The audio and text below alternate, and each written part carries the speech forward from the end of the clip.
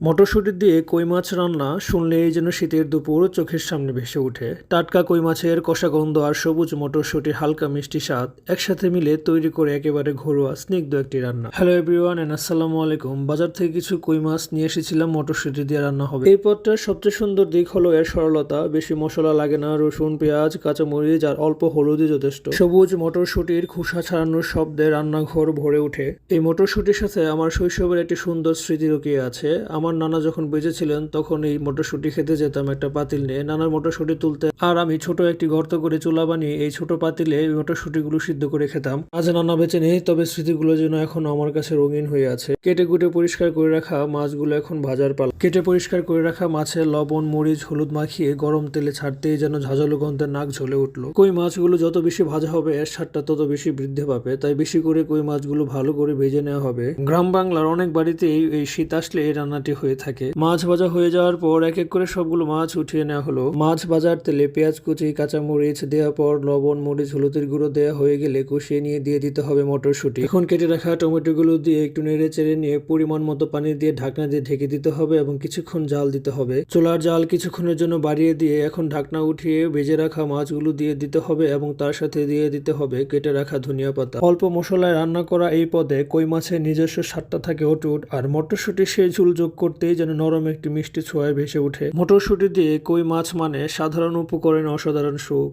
একটা হাঁড়িতে ধরা পড়ে শীতের দুপুর আর ভাতের সঙ্গে মিশে থাকা নীরব ভালোবাসা। আমার পছন্দের মটরশুঁটি আর কই মাছের এই রেসিপিটি যদি ভালো লাগে থাকে তাহলে অবশ্যই লাইক, কমেন্ট এবং শেয়ার করবেন।